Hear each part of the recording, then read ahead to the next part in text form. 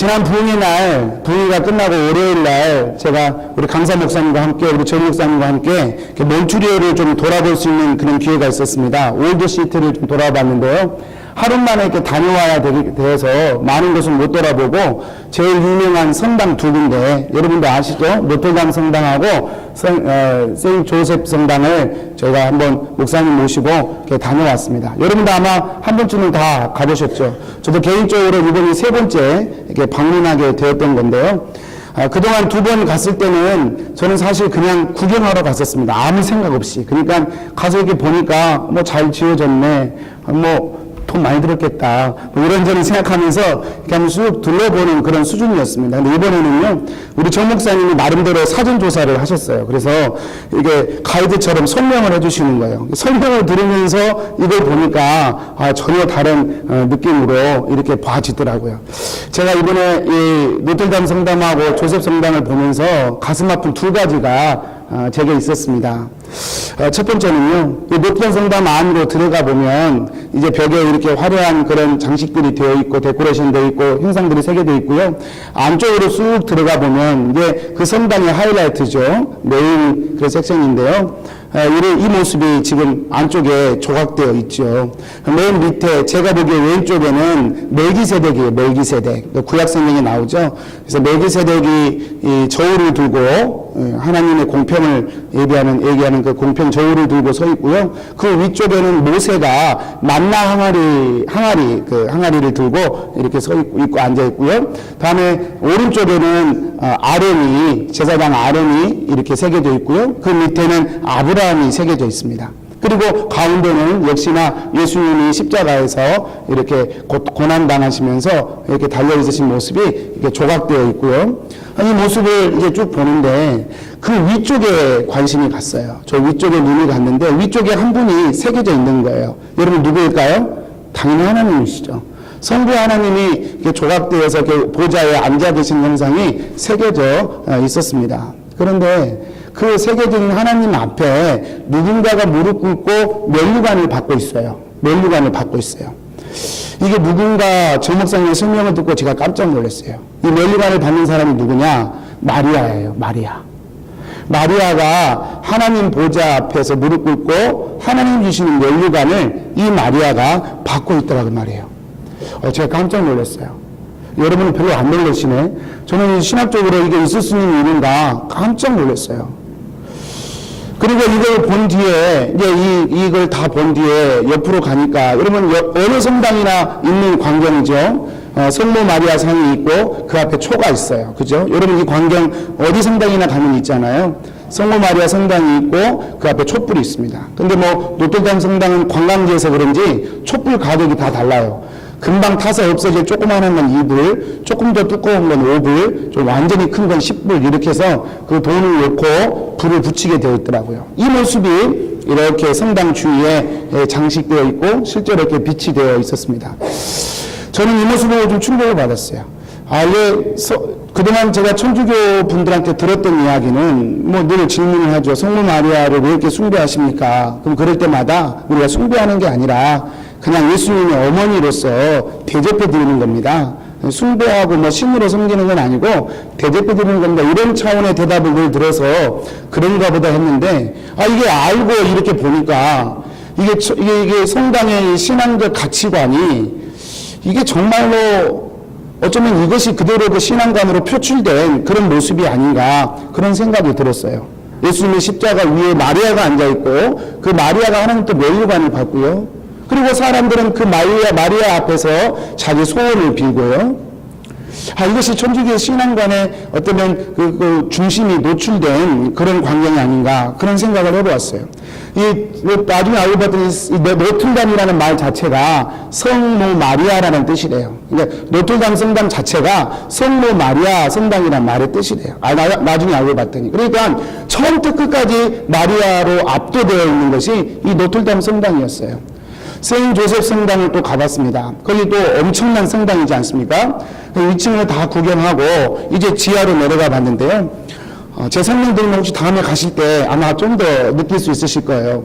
이렇게 지하로 내려갔더니 지하에 내려가니까 생 조셉 성당은 또 어떤 이 조셉 신부가 치유의 은사가 있어가지고 특별히 다리 아픈 사람들이 와서 다 나았다는 거 아닙니까? 그게 생 조셉 성당 또 전기가 또 나갔구나. 이거 참 또 들어왔네요. 또 들어왔어요. 여러분 차주에 좀 광고 좀 할게요. 제가 시스템을 좀 새로 해야 될 것 같아요. 지금 토론토에서 한 찬양팀을 좀 모셔서 찬양 집회하면서 콘서트를 좀 받으려고 그래요. 전기가 너무 왔다 갔다 하고 시스템이 너무 엉망해서 음향 시스템을 한번 고치려고 그럽니다. 여러분 위해서 기도해 주셨으면 좋겠어요. 너무 예배에 방해가 돼서요. 제가 지금 이제 기도하고 한번 방법을 찾습니다. 아무튼 생 조셉 성당에 가면 그래서 지하에 내려가 보면 이 조셉 신부님이 기도해서 치료받은 사람들. 그래서 올 때는 지팡이 들고 왔는데 갈 때는 지팡이가 필요 없죠. 나왔으니까. 그 지하에 내려가 보면 이 지팡이가 쭉 전시되어 있더라고요. 다음 장면 한번 보여주시겠어요? 우리 방송실 지금 정신없겠네. 이렇게 지팡이가 쫙 걸려 있어요. 지팡이가 쫙 걸려 있어요. 이 지금 다 나은 사람들의 지팡이라는 거예요. 이 지팡이가 지하실에 꽉 차게 전시되어 있습니다. 그리고 그 지팡이를 쭉 구경하고 안쪽으로 들어가 봤더니 저는 처음 들어가 봤는데 안쪽으로 깊숙이 들어가면 지하 한 모퉁이에 저렇게 마리아상이 또 이렇게 서 있습니다.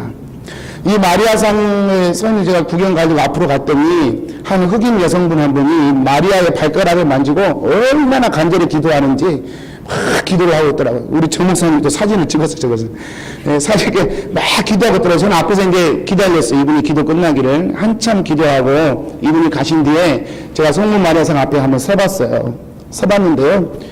그 성문 마리아상 앞에 발밑에 무슨 조각이 하나 새겨져 있더라고요. 뱀의 형상이에요. 뱀이 입을 쫙 벌리고 서 있는데 그게 아마 창세기 3장 15절 이렇게 여자의 후손이 뱀의 머리를 밟을 것이다. 그 말씀에서 모티브를 받아서 이렇게 새겨놓은 것 같아요. 근데 제가 이걸 보고 또 깜짝 놀랐어요. 여러분 창세기 3장 15절에 사단의 머리를 깨뜨리는 분은 누구예요? 여자의 후손입니다. 여자가 아니고요. 창세기 3장 15절의 포인트는 메시아가 와서 예수님이 이 땅에 와서 죄의 권세를 깨뜨릴 것이다. 그 말씀이 창세기 3장 15절이에요. 근데 이 형상을 보니 지금 누가 받고 있는 거예요? 이것도 마리아가 받고 있는 거예요. 마리아가 사단의 머리를 밟고 있는 형국 앞에서 많은 사람들이 그 앞에서 자신의 인생의 소원을 빌고 복 달라고 그러고 기도하고 있더라는 것이죠. 제가 이 두 가지 사건을 보면서 참 충격을 받았어요. 야, 이게 천주교가 이게 정말 문제가 있구나. 신학적인 논쟁, 여러 가지 말을 빼고라도 이것만 봐도 도대체 그 안에 예수 그리스도에 대한 선명한 십자가 복음이 있겠는가.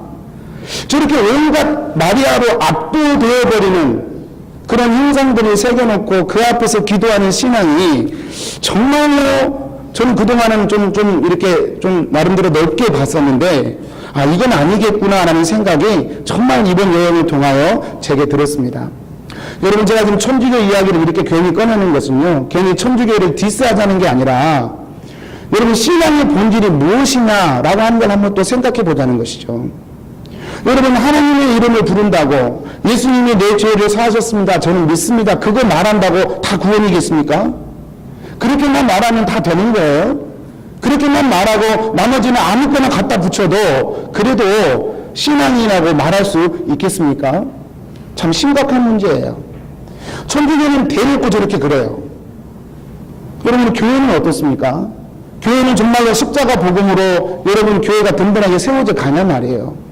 우리의 신앙생활하는 이유와 목표와 가치가 과연 무엇에 의하여 이끌려져 가는가. 저는 이 천주교 이 조각상들을 보면서 제 자신과 오늘날 교회들의 모습을 한번 생각해 볼 수 있었습니다. 오늘 본문에서 사도 바울이 오늘 또 그 이야기 하는 거예요. 큰 글자로 쓴다는, 큰 글자 쓴다는 말은 눈이 안 보여서 크게 쓴다는 얘기 아니라 강조한다는 거예요. 내가 갈라디아서 말씀을 지금 마무리하는데 내가 다시 한번 강조하겠어 라고 하면서 큰 글자로 갈라디아서를 마무리하면서 다시 한번 사도 바울은 십자가 복음을 얘기하고 있는 거예요. 여러분, 오늘 말씀을 통해서 여러분은 십자가에 대해서 어떻게 생각하십니까? 라는 제목으로 하나님의 말씀을 한번 증거하겠습니다. 여러분 십자가를 어떻게 생각하십니까? 천주교에서 십자가는 어떤 의미일까? 저는 이번 여행에서 참 많은 퀘스천을 가지고 돌아왔어요. 그렇다면 우리 개신교는, 우리 킹성한인교회에서 예수님의 십자가는 어떤 의미하겠습니까? 첫 번째로는요, 십자가를 통과해야 참된 믿음이 생긴다는 것입니다. 12절, 13절 말씀이에요. 여러분 논문만 한번 보시기를 바랍니다. 여러분 갈라디아서 1장부터 6장까지 이야기한 모든 사건의 배경은요, 거짓 교사들 때문이에요. 사도 바울이 예수님의 십자가로만 교회가 세워진다 가르치고 교회를 세우고 떠났는데 거짓 교사들이 들어와가지고 예수님의 십자가 복음만이 아니라 할례도 받아야 되고 율법도 지켜야 구원을 완성할 수 있다라고 가르치는 이들이 생겨난 거예요. 그래서 교회가 혼돈에 빠졌습니다. 이렇게 주장하는 분들에 대해서 사도 바울은 마지막 서신서를 쓰면서 이들이 이렇게 주장하는 이유가 있다. 그러면서 12절, 13절에 그 이유에 대해서 두 가지를 얘기합니다. 첫 번째는 뭐냐면 십자가의 박해를 면하라 하는 것이라. 십자가를 저토록 외면하는 이유가, 십자가를 저토록 자꾸 사이드로 밀어붙이려고 하는 이유가 뭐냐? 십자가의 박해를 면하려고 하는 것이라. 여러분 십자가의 박해를 면한다는 말이 무슨 말 잘 안 와닿으시잖아요. 메시지 성경으로 풀어보면 이렇게 옮겨서 적을 수 있습니다. 제가 한번 읽어보겠습니다. 그들은 손쉬운 방법으로 남들 앞에서 좋게 보이려 할 뿐 믿음으로 살겠다는 용기, 곧 그리스도의 고난과 죽음에 참여할 용기는 없습니다. 왜 십자가의 복음을 자꾸 밀어내고 딴 것을 교회의 주제로 삼으려고 하느냐? 그 이유가 뭐냐? 그리스도의 고난과 죽음에 동참하고 싶은 마음이 없다는 거예요. 쉽게 얘기하면 십자가를 지고 주님을 쫓아가려고 하는 마음이 없어요. 그런 상태에서 선한 사람, 그런 상태에서 좋은 사람, 그런 상태에서 복받은 사람이 되고 싶어 하는 그 마음, 그것이 바로 거짓 교사들의 원인이고 동기이다. 그들이 그렇게 말하는 이유이다. 이렇게 사도 바울은 지적을 합니다. 두 번째 이유는 또 이것입니다. 자신들의 의를 자랑하려 한다. 13절 말씀을 메시지 성경으로 옮겨보면 또 그렇죠. 그들이 여러분에게 할례를 받게 하려는 것은 여러분을 자기 편으로 끌어들여 자기들의 성공을 자랑하려는 것입니다. 비열한 행동이 아닐 수 없습니다. 교회가 그리스도의 복음을 자랑하고 그리스도의 복음을 증거하고 그리스도의 복음으로 기뻐하는 공동체가 되어야 되는데 자꾸 그걸 밀어냅니다. 왜냐하면 내가 자랑하고 싶은 것이 따로 있기 때문에 그렇습니다. 자신들의 성공이라는 것은 좀 기독교 용어로 표현하자면 선을 뜻해요. 선의를 뜻합니다. 내가 선한 사람이라는 걸 드러내고 싶은 거예요. 그리스도의 복음이 아니라 다른 것으로요. 구약에 정통했던 유대인들은요, 할례를 주장했어요. 율법을 지켜야 된다고 주장했어요. 왜 그랬을까요? 나머지 사람들은 구약 이방인 출신 성도들이라 구약도 잘 모르고 율법도 잘 모르거든요. 할례도 안 받았고. 그냥 그것을 자꾸 이슈로 삼는 이유가 뭐냐면 나는 너희들보다 더 나아라고 하는 것을 말하고 싶어서 그렇게 했다는 거예요. 여러분 왜 이렇게 자꾸 나를 다른 사람보다 낫다고 더 좋은 사람이라고 이렇게 보여주고 싶을까요? 그것 자체가 구원이고 그것 자체가 신앙의 의미라고 그분들은 생각하고 받아들였기 때문이에요. 그러니까 십자가 복음을 밀어내는 이유가 그건 말고 그건 내가 드러나지 않으니까 내가 드러날 수 있는 영역으로 얘기하자는 거예요. 여러분 참으로 악한 이유였고 악한 행동이라고 사도 바울은 지적하는 거예요. 그리고 이것은 자신뿐만 아니라 교회 전체를 하나님의 구원에서 멀어지게 하는 그런 무서운 결과를 초래하는 그런 무서운 일이라 사도 바울은 얘기하는 거예요. 그래서 사도 바울이 이렇게 편지를 쓰면서 지금 막 싸우고 있는 것입니다. 여러분 그 김태촌, 조양은, 조세영 이 세 분을 아십니까? 제가 일본에 때 물어봤더니 다 모르시더라고요. 여러분도 모르시더라고요. 여러분 혹시 아십니까? 뉴스를 안 보고 사시면 모를 수도 있을 것 같은데요. 이 세 분은 한국에서 유명한 분들입니다. 한 분은 유명한 조폭이에요. 범서방파라고 정치 깡패에 동원됐던 아주 유명한 깡패 집단의 두 명입니다. 두 번째 역시도 깡패인데 조양은 이 사람은 한국의 조폭계에 새로운 시대를 연 사람이에요. 어떤 시대냐면 칼을 쓴 조폭을 처음 이 조양은 씨가 등장한 거예요. 그 전에 조폭들은 낭만적인 싸움에서 주먹으로 싸웠거든요.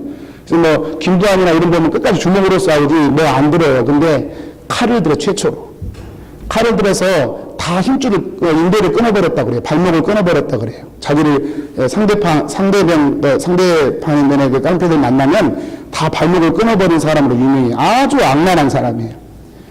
이 사람도 아주 유명한 깡패 집단의 두목이죠. 조세영 씨 아십니까?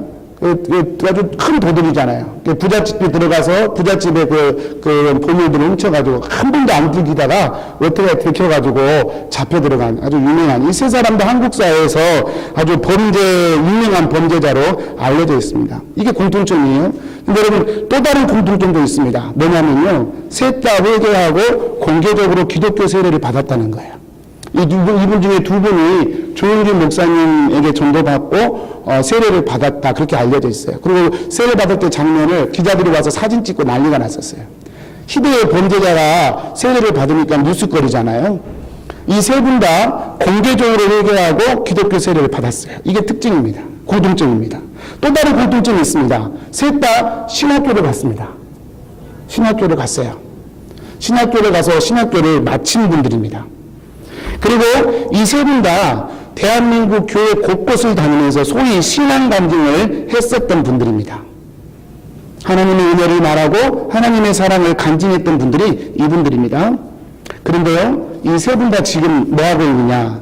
이 세 분 다 공통점이 또 하나 있는데 그게 뭐냐면 지금 다시 그 죄를 져가지고 교도소에 갇혀있다는 공통점이 있습니다. 김태촌 씨는 그 청부 폭력을 행사했죠. 그래서 감옥에 들어가 있고요. 조양현 씨도 수십억 사기를 벌리다 간증하고 다니면서 그 와중에 수십억 사기를 했고 거기에 폭력을 행사했고 지금 감옥에 들어가 있습니다. 조세영 씨도 일본에 간증돼가지고 간증 와중에 남의 집에 들어가서 물건 훔치다가 결국은 잡혀서 지금 감옥에 이렇게 들어가 있습니다. 여러분 어떻게 그럴 수 있을까요? 여러분 전국적으로 간증을 하고 다녔으면요. 그 체면 때문이라도 참 범죄하기 쉽지 않았을까요? 그 체면 때문이라도. 그냥 혼자 조용히 신앙생활 한 게 아니라 나 예수 믿어요. 그리고 천하의 방송기자 불러가지고 세례받은 거 사진 찍고 또 그 당시에 최고로 한국에서 유명한 목사님과 악수하고 그 목사님이 계속 케어해준다고 얘기하고 그리고 간증하러 다니며 전국 방방곡곡에 하나님의 이름을 떠올리고 다니고 그렇게 했어요. 근데 결국 어떻게 되느냐? 다시 그 죄로 굴러가서 그 죄를 다시 보면서 지금은 교도소에 세 분 다 들어가 있다고 말이에요. 여러분 어떻게 이게 가능합니까? 정말 궁금할 만큼 참 궁금해요. 근데 여러분 그게 가능하다는 거예요. 그게 가능해요. 어떻게 가능합니까? 십자가를 이용하려고만 할 때. 십자가를 통과해서 십자가가 주시는 믿음을 받기보다는 십자가를 오히려 멀리 두고 십자가 속에 내가 있음을 보고 예수님의 십자가의 고난과 죽음에 나도 함께 고난받고 죽는 과정을 겪으면서 믿음이 생겨야 되는 건데 그 모든 과정을 외면해버린 거예요. 하찮게 여겨버린 거예요. 생략해버린 거예요. 그리고 서둘러서 좋은 그리스도인 복받은 하나님의 자녀 선한 사람으로 되어버린 것입니다. 결론은 뭐예요? 하나도 안 바뀐 거예요. 결론은 뭐예요? 원래 그 사람이 그 사람 된 거예요. 여러분 이것이 어쩌면 우리의 신앙의 모순이 아니겠습니까?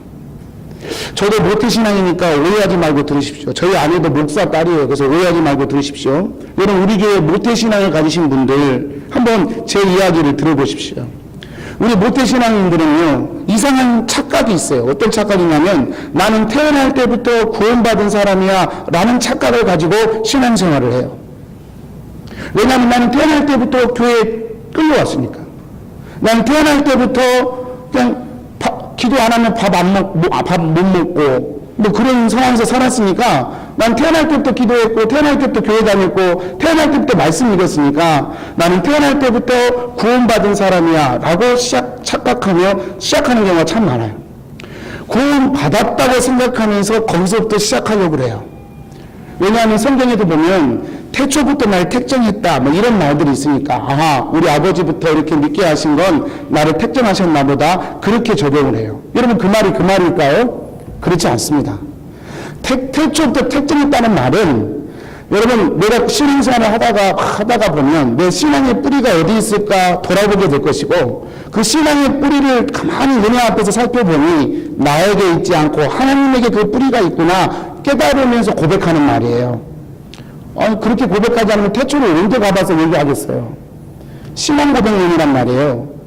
이 말이 그냥 어떤 사람은, 우리 중에 어떤 사람은 태어날 때부터 마치 금수저 물고 태어나는 것처럼 그렇게 구원을 가지고 태어난다, 그렇게 생각을 하는 것이죠. 여러분, 사실일까요? 전혀 사실이 아닙니다. 그렇게 말씀하셨던 사도 바울도 여러분, 예수님의 십자가를 만난 후에 아라비아 광야에 가서 3년 동안 십자가 복음과 씨름했어요. 그것을 자신 속에 정립하기 위해서 3년 동안 말씀으로 씨름했어요. 그리고 그 뒤에도 이 십자가 복음 앞에 자신을 매일매일 세워놓고 여러분, 매일 죽노라 고백했잖아요. 십자가의 복음 앞에 날마다 그 고난과 죽음에 동참하는 삶을 사도 바울은 죽을 때까지 산 거예요. 여러분, 저절로 태어나면서 구원받은 사람 우리 중에 아무도 없습니다. 만약 그렇게 믿는다면 그건 성경의 의미를 모르는 거예요. 모태신앙이라고 하는 것은 신앙의 좋은 환경에서 태어났다는 것이죠. 그럼에도 불구하고 모태신앙인들도 어느 지점에서는 반드시 자신만의 십자가를 통과해야 되는 거예요. 좋은 부모의 믿음을 가지고 태어났다 하더라도 신앙생활을 하다 보면 어느 순간 정말 주님의 십자가가 나의 십자가인 것에 몸서리치며 부딪히는 그런 십자가를 관통하는 역사가 시간과 계기와 과정이 있어야 비로소 진정한 구원의 믿음이 주어진다는 거예요. 여러분, 우리 중에 태어날 때부터 구원받은 사람 없습니다. 5대, 6대부터 조상들 하나님 믿었다고 그래서 내가 태어나면서 구원받은 거, 그건 성경적인 생각이 아니에요.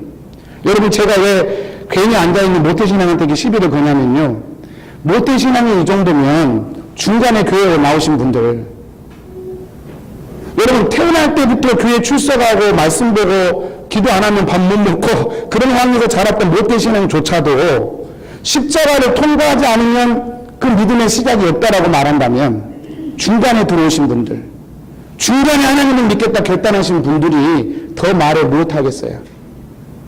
모태신앙조차도 예배드리는 것 자체가 구원이 아니다라고 얘기한다면 중간에 오신 분들이야 뭘 주장할 수 있겠어요? 핵심은 그것입니다.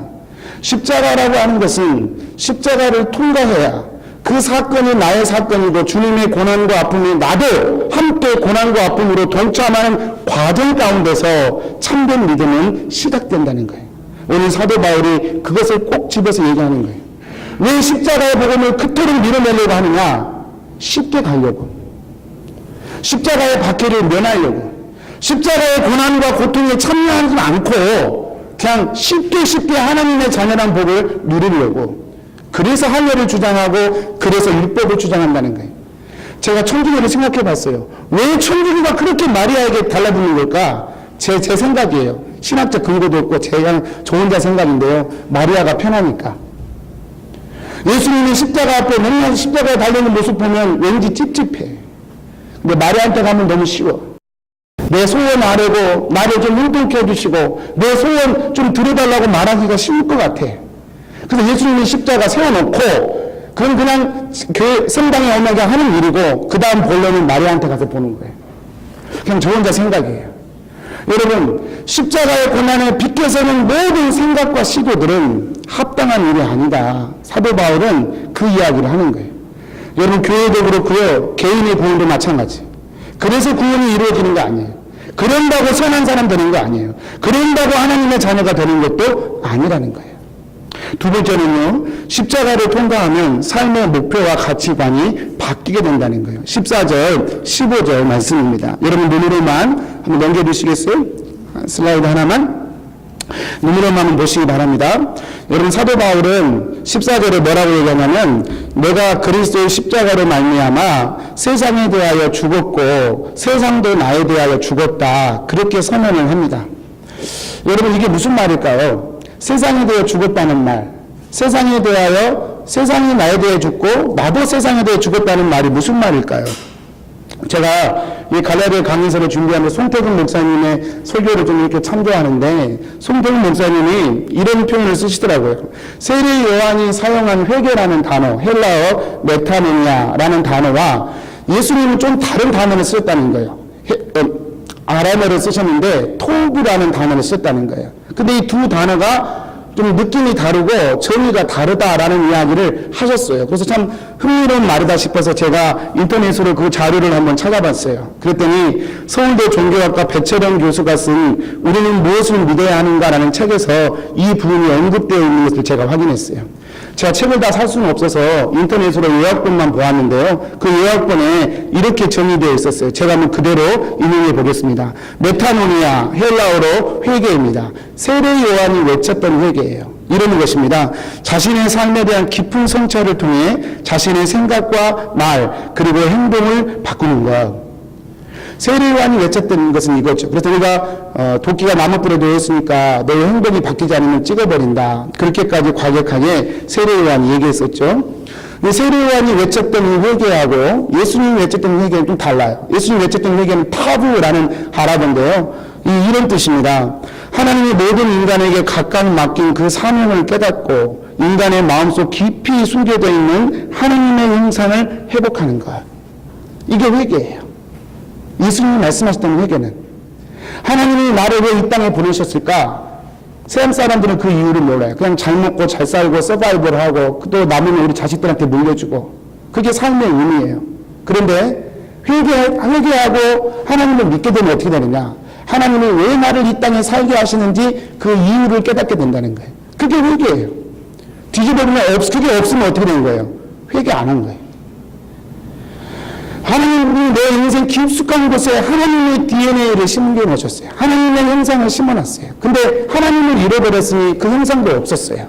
근데 어느 날 회개한다는 것은 나의 삶에 하나님의 형상이 회복되어져야 하는 것이구나 깨닫게 되고 그 하나님의 형상을 회복하기 위하여 달려가는 인생으로 그렇게 설정하는 것, 그것이 예수님이 말씀하신 회개라는 거예요. 여러분, 사도 바울이 나는 세상에 대하여 죽었다라는 말할 때 그 세상이 바로 그것이죠. 그것이죠. 하나님이 왜 나를 이 땅에 살게 하시는지 그 이유도 모른 채, 하나님의 형상도 다 죽어버린 채 그저 생존하기 위하여 발버둥 치면서 살아가는 그냥 그런 삶. 그러나 정작 죽어가는 자신의 영혼에 대해서 전혀 대책이 없는 무책임한 그 상태의 가치관과 삶, 그 자체가 바로 사도 바울이 말하는 세상이었던 것이죠. 아무런 대안이 없어요. 너 영원한 세계에서 어떻게 할래? 아무런 대안이 없어요. 영원한 세계에 던져지면 불이 소금짓하는 그런 엄청난 고통의 지옥이 있는데 예수님은 전혀 찾아볼 수 있는 그런 영원한 지옥이 던져지는데 너 대안이 있니? 대안이 없어요. 내일은 난 몰라. 또 그때는 또 그때 적용해 그 말을. 내일은 난 몰라. 오늘 먹고 살 거야. 그렇게 살아요. 여러분, 이것이 사도 바울이 죽었다고 말하는 세상의 본질이에요. 사도 바울이 이런 세상에 대해 어떻게 했다고요? 죽었다라고 얘기합니다. 그래서 사도 바울은 오늘 말씀 15절에 나는 새로 지으심을 받았다 다시 얘기해요. 새로 지음을 받았단 말이 무슨 말이에요? 이제는 내가 사는 것은 하나님이 주신 삶의 가치관을 붙들고 사명을 붙들었다 그 말이에요. 그리고 하나님의 형상을 회복하는 것에 내 삶의 목적을 두고 달려가겠다는 거예요. 그게 새로 산다는 말의 의미입니다. 여러분, 그래서 세상은 우리에게 항상 두 가지예요. 하나는 하나님 없이 살아 멸망과 저주로 달려가는 세상.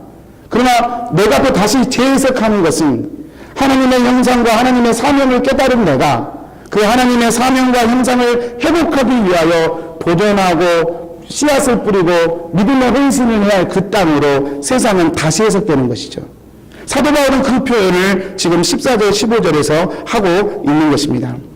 사랑하는 성도님들, 내 삶을 책임질 수 없는 나, 내 영혼을 책임질 수 없는 나에게 인생의 목적과 방향 두고 달려가는 것, 그게 죄예요. 그게 세상이에요. 그렇게 달려가는 한 하나님의 구원은 없어요. 십자가의 복음이란 거기에서 우리를 돌려서 하나님의 목적으로 달려가는 인생으로 바꾸는 거예요. 그 사실에 동의가 되고 순종이 시작되는 것, 그게 바로 십자가의 능력입니다. 사랑하는 여러분, 축복합니다. 이렇게 하나님을 위해 살겠다고 결단하는 이에게 하나님이 은혜도 주시고 복도 주시는 것이죠. 여러분 생각해 보세요. 복을 주면 더 멀리 가는데 어떻게 복을 주겠어요? 세상적으로 말하는 복을 얘기할 때도. 뭐 좀 잘되게 해주면 잘된 것 때문에 하나님을 떠나야 할 이유들을 더 많이 발견해내는 인간들을 보면서 하나님이 어떻게 그들이 원하는 복을 줄 수 있겠어요? 죽으나가나 하나님 붙들고 살겠다고 결단하는 이에게 하나님이 인생의 것도 더해주지 않으시겠습니까? 이 시간 그 십자가의 은혜가 저와 여러분의 것이 되길 바랍니다. 세 번째는요, 십자가는 주님을 절대화시키고 세상을 상대화시켜 버린다는 거예요. 17절 말씀입니다. 우리 같이 한번 읽어보겠습니다. 시작. 이후로는 누구든지 나를 괴롭게 하지 말라. 내가 내 몸에 예수의 흔적을 지니고 있노라. 좀 당당함이 느껴지죠? 이번에 북미 때 제가 우리 강대훈 목사님을 옆에서 뵈면서 참 많은 것을 느꼈어요. 야, 나는 참 목사도 아니구나. 솔직히 말하면 그것까지 느꼈습니다. 그분의 관심은 오직 하나님이셨어요. 예배 5분 전에도 찬양을 바꾸시더라고요. 그래서 이분이 도대체 왜 이러시나 했더니 끝까지 하나님의 마음을 구하는 거예요. 성령님께서 어떻게 킹선 하나님께 역사하실지에 대해 모든 포커스가 거기가 있는 거예요. 먹으면서도 그 생각하시고 차량으로 이동하시면서 그 생각하시고 설교 30분 전에 제 사무실에 모셔놓고 좀 쉬라고 그랬더니 그 순간에도 뭘 노트하고 적고 계시더라고요. 이미 선교할 거리는 다 있으시죠. 그런데도 킹선 하나님께 주신 하나님의 말씀을 생각하면서 마지막까지 노트를 하시는 모습을 제가 보았어요. 야, 정말 이분 하나님께 올인하신 분이구나. 제가 옆에서 참 저절로 느꼈습니다. 그러면서 제 모습 보면서 참 부끄러웠어요. 여러분, 하나님께 그렇게 올인하시는 모습을 보면서 참 거룩한 분이구나. 그리고 거기서 나오는 뭔가 모르는 힘과 에너지가 있음을 저는 느낄 수 있었어요. 이분이요, 저희가 노트방 성당 한번 모시고 몬트리올 관광 갔잖아요. 근데 노트방 성당 한 군데만 보시고는 다시 가자고 그러시는 거야. 집에 가자고. 킹성이 좋다고. 관광해봤자 그것인 것 같다고 하면서 다시 가자 그러신 거예요. 우리 정 목사님이 지혜롭게 예해놓고 막 일일이 끌고 다녔어요. 결국은 그냥 오기 너무 아쉬워서 미안해서 그래서 다 본 거예요. 가자고 그러시더라고요. 별로 흥미가 없다는, 관광을 하는 게 나쁘다는 뜻이 아니라 이분의 마음속에 세상의 것들을 감히 하찮게 여겨버리는 당당함이 있더라고요. 이분이 하나님 앞에 절대적으로 쓰니까요, 사람의 명성과 환경과 여건이 주는 그런 모든 컨디션 앞에 당당하게 그것들을 상대화시켜버리는 그런 여유가 있음을 저는 느낄 수 있었어요. 야, 참 귀한 분이구나 싶었습니다. 할 수만 있으면 자주 만나서 배우고 싶구나. 정말 내 인생의 목회의 스승으로 삼고 싶다. 형님으로 삼고 싶다라는 생각이 저절로 들었어요. 여러분, 사도 바울이 지금 딱 그 모양이에요. 사도 바울은 복음을 전하기 위해서 정말 많이 두드려 맞고, 사도 바울을 죽이지 않으면 나는 밥도 먹지 않겠습니다 하고 결심한 사람이 40명이나 돼요. 밤낮 죽이려고 쫓아다녔어요. 매를 맞고 또 버림을 받고 또 교회에서도 그렇게 오해를 받고 공격을 받았어요. 예수님을 직접 살아생전에 뵙지 못했다는 이유로 저는 사도도 아니야, 사도권에서 끊임없이 의심받으며 수많은 대적들에게 둘러싸였던 사람이 이 사도 바울이에요. 갈라디아 교회도 마찬가지예요. 실컷 개척해가지고 지뢰를 쏟고 교회를 세워놨더니 거짓 교사들이 들어와가지고 사도 바울은 가짜야 그러고 있는 거예요. 여러분, 그런 상황 앞에서 사도 바울이 외치는 거예요. 이제부터 나를 괴롭게 하지 마라. 내 안에 예수의 흔적이 있다. 예수의 흔적이라고 하는 것은 예수님의 십자가의 복음을 삶으로 살아내기 위해서 겪어야 했던 수많은 상처와 아픔과 희생을 얘기합니다. 내 안에 예수를 생명으로 받기 위하여 모든 것을 배설물로 여기며 치루었던 대가와 예수님이 함께 하셨던 흔적이 나한테 있으니 누가 나를 꺾을 수 있겠는가라고 선포하는 거예요. 사랑하는 여러분, 늘 진리는 그렇습니다. 하나님께 묶여있으면 세상에 대해서 자유할 수 있어요. 그러나 하나님께 묶여있지 않으면 여러분은 세상에 대하여 묶여있게 되어 있어요. 사람에게 매이게 되어 있고 환경에 매이게 되어 있어요. 저를 예를 들어서 죄송합니다만, 전 솔직히 말씀드리면 목회 여정이 때로는 정말 불안하고 두렵습니다. 왜냐하면 제가 너무 부족하기 때문에 그래요. 또 나도 이렇게 부족하고 교회도 부족한 것을 보면서 야, 저는 미래가 있다고 말할 수 있겠냐, 그런 두려움과 염려가 제 마음에 밀려들 때가 참 많아요. 더군다나 이게 뭐 복음을 외친다고 막 외치니 자기도 못 살면서, 자기도 본이 못 되면서 이렇게 복음을 외친다니 이게 지금 말이 되나? 그런다고 교회가 바뀌겠나? 성도님들이 동의를 하겠나? 복음에 동참할 마음이 있겠나? 괜히 서로 나쁘고 말만 해가지고 교회만 어려워지는 건 아닌가라고 하는 불안감이 제 앞에, 제 마음에 솔직히 많이 스칠 때가 있어요. 그럴 때마다 저는 십자가 복음 앞에 섭니다. 그리고 솔직하게 시인합니다. 뭘 시인하냐면 저의 부족함을 시인해요. 주님, 저 부족합니다. 경험도 지식도 저는 미천합니다. 목사 중에 만약에 영성을 서울로 세우자면 저는 맨 꼴찌일 것입니다. 인정해 버려요. 그리고 저는 그런 저를 예수님의 은혜에 확 묶어버립니다. 무슨 말이냐면 예수님을 절대화 시켜버린다 그 말이에요. 그리고 저의 형편과 저의 능력을 상대화 시켜버려요. 어차피 예수님 아니면 답 없는 인생이었어요. 킹스는 어느 순간 제 인생은 그렇게 됐어요. 예수님 아니면 제 인생에 답 없어요. 살든지 죽든지, 아니 죽어도 좋으니 예수님 안에서 죽기로 결정을 해버리는 것이죠. 그런데요, 신기한 것은 그때마다 용기가 생겨요. 그때마다 문제를 깰 수 있는 묘한 능력들이 내 속에서 일어나는 것을 느껴요. 여러분도 잘 아시겠지만 저는 정말 형편없는 목사입니다. 그러나 그럼에도 불구하고 이 복음의 길을 결코 포기하지 않을 것입니다. 뒤로 물러서지도 않을 것입니다. 복음 외에 다른 축복의 길이 있다고 절대로 저는 단에서 말하지 않을 것입니다. 예전으로 돌아가지 않을 것입니다. 왜냐하면 이 십자가 복음만이 제가 살고 우리 성도님들이 하나님 앞에 설 수 있는 유일한 방법이라고 이제는 확신하기 때문이에요. 감사한 것은 우리 교회 안에 이 복음에 대하여 같이 마음을 동의하고 일어서려고 하는 분들이 참 많아진다는 사실이에요. 이번 부흥회 때 참 좋은 일들을 제가 본 거예요. 우리 성도님들 하나님의 말씀으로 살아야지. 안 되는 건 두 번째라니까요. 그때부터 믿음이 연약해요라는 고백이 시작되는 거예요. 하나님의 십자가에 동의돼서 내가 주님의 뜻대로 살고 싶어요. 내 인생 바꿨어요, 주님. 그지만 삶의 현장에서 안 되잖아요.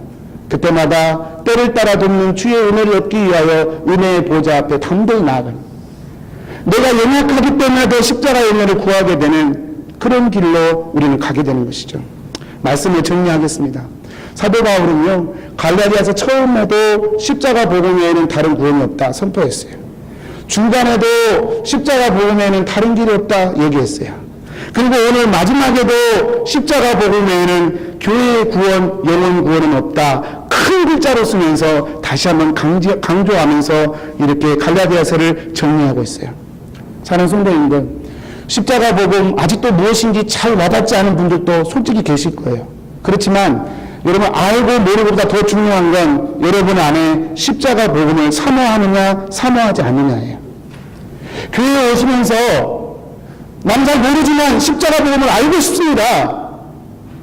그것이 내가 목사님을 만나는 이유고 교회에 나오는 이유입니다. 여러분, 그렇게만 한번 마음을 잡숴 보십시오. 나머지는 세월이 가면 흘러 해결될 거예요. 모르는 건 알게 될 거예요. 보이지 않는 건 보이게 될 거예요. 깨닫지 못하는 건 깨닫게 될 거예요. 근데 중요한 건 무엇이냐? 십자가 복음으로 내 인생의 주인을 하나님 삼겠다라고 하는 결단이에요. 그냥 교회에 왔다 갔다 해서 우리 성도님들 다 하신 것이 아니에요. 이 십자가 복음으로 날마다 우리 개인과 공동체가 그 은혜 가운데 사모함으로 세워져 가는 그런 은혜가 있게 되기를 축복합니다. 우리 기도하겠습니다.